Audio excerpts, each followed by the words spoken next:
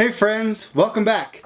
May is Mental Health Awareness Month, and in honor of that, we're going to talk about mental health strategies for making it to the end of the school year.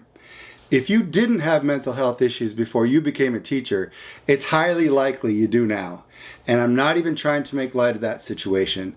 A survey done in January of 2022, so it's starting to become just a little bit dated, but still relevant, that was administered to a nationally representative sample of working adults, found that about 3/4 of teachers are experiencing frequent job-related stress, compared to just 1/3 of working adults. So, if your mental health is doing great, save the 10 minutes you'd spend watching this video, go pat yourself on the back, and go about your day. I'll be over here envying your wealth of neurotransmitters and obviously plentiful coping strategies. As for the rest of you, I'll see you on the other side of the logo.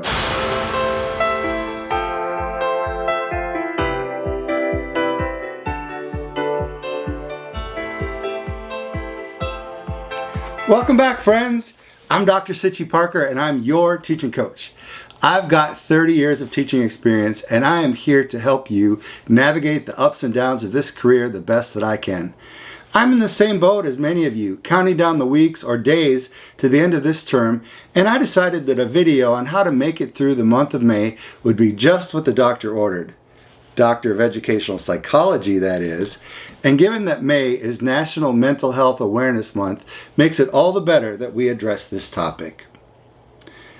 Let me get serious for a second, and I want you to know that if you're struggling right now, I need you to try to find a professional mental health provider to talk to.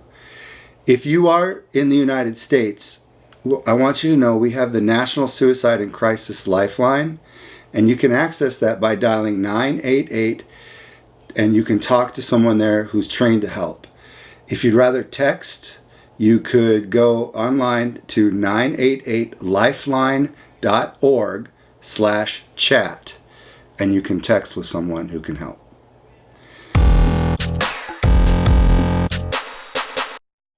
I want to make something super clear before I jump into the strategies that I'm going to share with you today. The fact that teachers seem to have worse mental health than the general public is not an indication of who chooses to become teachers. It's a symptom of what teaching in its current state does to us.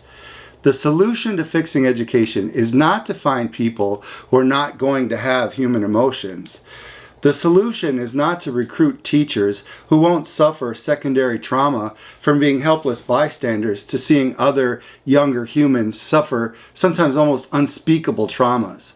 And the solution is not to micromanage professional educators to the point that they are under constant surveillance and constant pressure.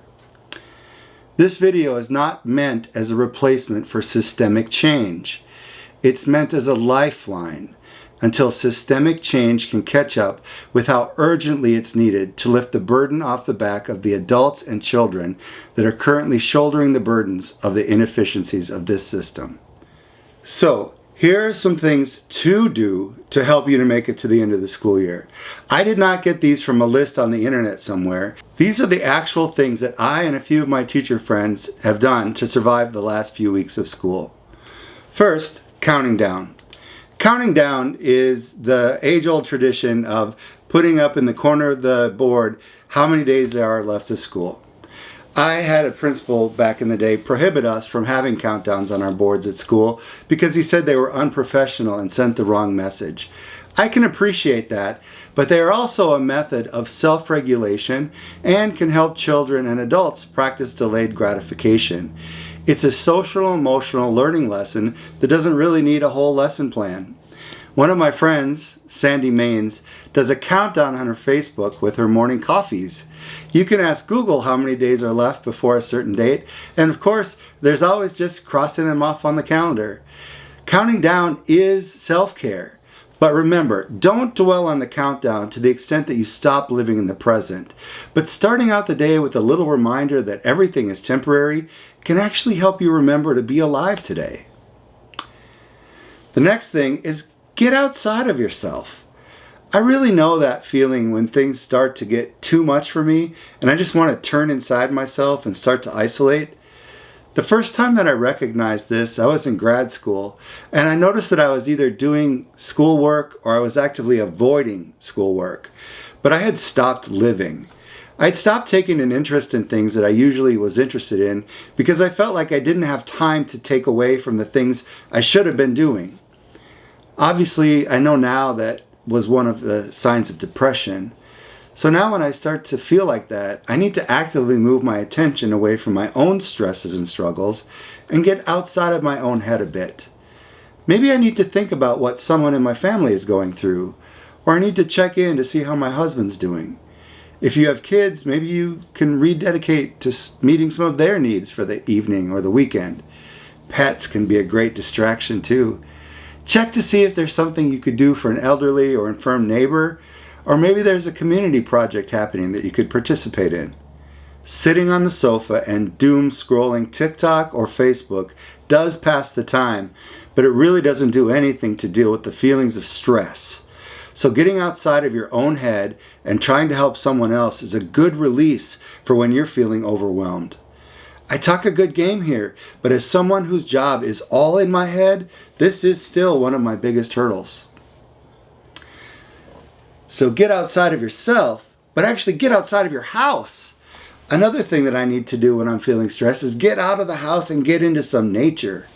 In 2005, a journalist named Richard Love wrote a book called Last Child in the Woods, in which he named the lack of grounding we experience when we spend too much time indoors as nature deficit disorder. While this is not a real disorder, or in other words, it's not recognized by any medical organizations, the idea does have some beauty to it. We are from and of the earth, and if we lose our connection to it, I can imagine that there would be some consequences to our nervous systems. I know that I experience seasonal affect disorder when I can't get the sun I need, and that I do feel really good when the clouds finally part and I can feel the sun on my face again. An article published in 2011 demonstrated that among 421 children, those children who had time to play in open green spaces had improved concentration. Getting outside can help you and your mental health, and taking students outside can help their mental health too. So what can it hurt? Speaking of getting out of the house, let's talk about getting some exercise. Almost every educator I know has a plan to start exercising again once school is over for the summer, so why wait? Why don't you start your exercise regimen for the summer a little earlier and maybe a little slower than you were planning to, and jump into it now? Maybe you won't be as consistent as you will once school is over, so start slow and expect to be inconsistent now. Just think about how far ahead you'll be when the time comes to get started for real. When you finally are able to ramp it up to 100%, you'll avoid injury and you'll be looking so good in that spandex or in that swimming suit that you've been dying to get into. The next thing is to try some art. When I was growing up, art was what was hanging in museums, and I never saw the day that something I would make would be hanging in a museum, so I didn't try. Now I know that art is whatever you want it to be, and I try all kinds of different things. When I was recovering from a bout of burnout, yep, that happens, I remembered that I love photography, so I made a date with myself to take my phone to the park and take some nature pictures. See how I got out and did some art? 2 birds with 1 stone. Last summer, I bought myself a really nice DSLR camera to keep going with it, and last weekend I ended up taking some action shots of my husband's softball team. It doesn't have to be something that we normally associate with art, as once during the pandemic I did some baking and made bagels. That counted as art in my book too. The next thing is share some gratitude. A gratitude journal is an amazing way to start a practice of counting your blessings if you aren't regularly thinking about what you're grateful for already. To level up, however, don't just write it in a journal, but communicate that gratitude to the people who deserve to hear it. If you're feeling low, send a note to someone thanking them for something nice they did for you. It's hard to be sad when you're remembering how nice people are. It's especially nice to say those positive things directly to someone. So if you can find a way to meet them for coffee or for another beverage of choice, do that. Even a 30-minute meeting can make a huge difference in your mindset for a whole day or more. Another one of my teacher friends, Dr. Brandy Brewer, has added me to a gratitude text that she sends out when she's counting her blessings. I love that she includes me because it's a little point of connection that helps keep me grounded too.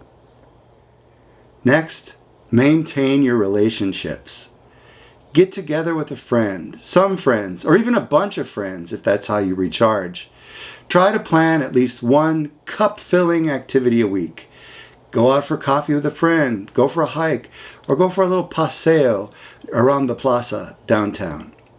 Once you're out of college, no one expects you to hang out every weekend, or at least they shouldn't. But shoot to have one morning, afternoon, or evening per weekend spent with other people.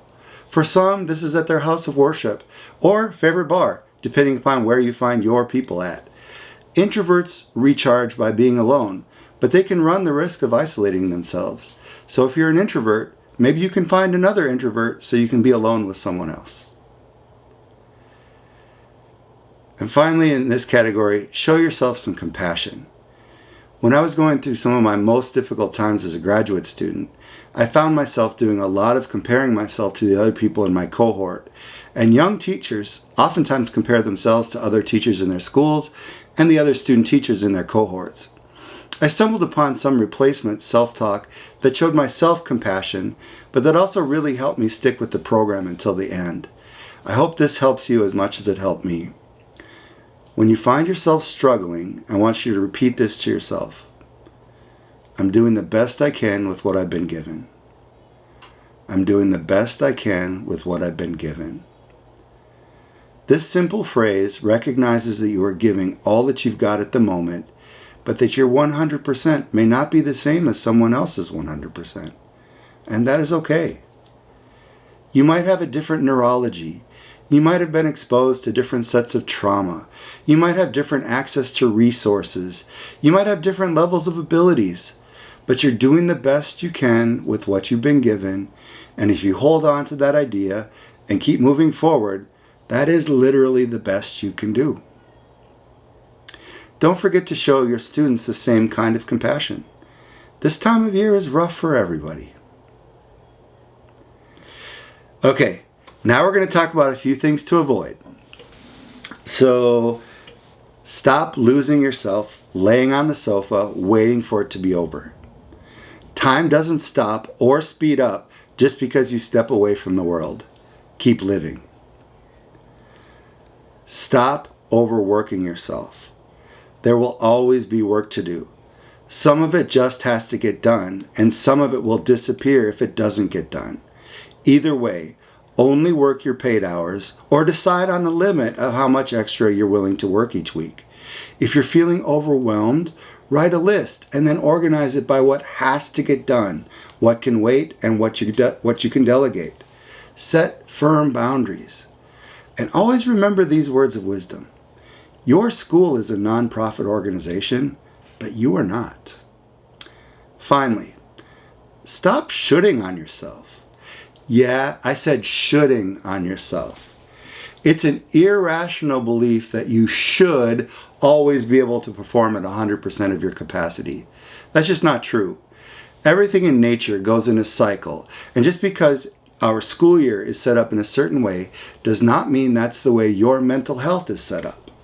So saying, well, I should be able to do this, or really should be doing that, are just ways of undermining what your brain and your body are telling you about how you need to be living right now.